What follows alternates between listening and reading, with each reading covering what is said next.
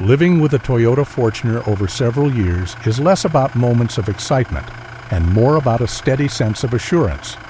It's the kind of vehicle you stop thinking about once it's parked in your driveway, because it just fits. School runs, long highway stretches, unplanned dirt roads, family trips that get heavier every year with more gear and more expectations. Ownership feels predictable in the best way. You don't brace yourself for surprises.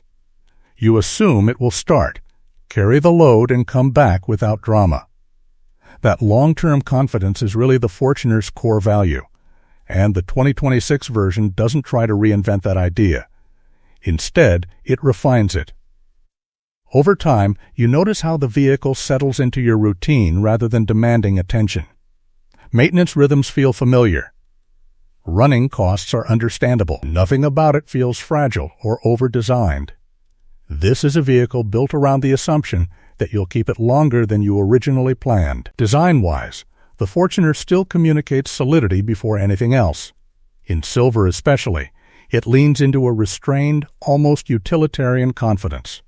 The color softens the mass of the body, making the size feel intentional rather than aggressive. This isn't a design chasing trends. It's one that's comfortable being recognized instantly. And over years of ownership, that matters more than people admit. The shape doesn't age quickly, and you're unlikely to feel embarrassed by it when tastes shift. Inside, the approach is similarly conservative, but thoughtfully so. The cabin prioritizes durability and clarity over visual drama. Surfaces are chosen to survive heat, dust, and repeated use, not just showroom lighting. Buttons still exist where they make sense.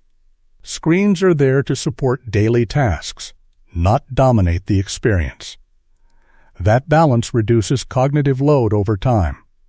You don't relearn the car every few months. It becomes second nature. Now a quick pause, because this is where many reviews go straight into numbers. That's not really the point here. The Fortuner's powertrain has always been tuned around usable strength, not impressive figures. What matters in real life is how confidently it moves a full cabin, climbs gradients without strain, and cruises for hours without feeling stressed. The focus is on torque delivery and thermal stability, not peak output. That translates into less fatigue on long drives and more consistency when conditions change, traffic, terrain, or weather. Ride quality follows the same logic. It still carries the traits of a body-on-frame SUV, but it's calibrated to reduce constant reminders of that architecture. You feel the road, but not in a way that wears you down. Over months and years, that matters more than first impressions. The suspension is tuned to protect occupants and components alike, one of the reasons these vehicles tend to age gracefully even when used hard. Technology in the 2026 Fortuner is present, but not pushy. Driver assistance systems are there to reduce workload, not replace judgment. Infotainment focuses on stability and compatibility rather than experimental interfaces. That restraint is deliberate. Technology ages faster than mechanicals, and Toyota's strategy here is to make systems that remain usable long after newer features elsewhere feel outdated or unsupported. From an ownership perspective, that feeds directly into long-term confidence. Fewer gimmicks mean fewer points of failure. Software matters, but so does knowing the vehicle won't become functionally obsolete just because a screen feels old. In today's market, that positioning is increasingly rare. Many SUVs chase refinement or luxury cues that look impressive in short test drives but raise questions about durability and repair complexity. The Fortuner stays grounded.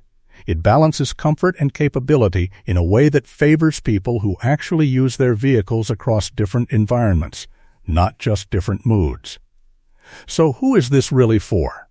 Owners who value longevity over novelty. Families who need space and reliability without stepping into premium brand uncertainty.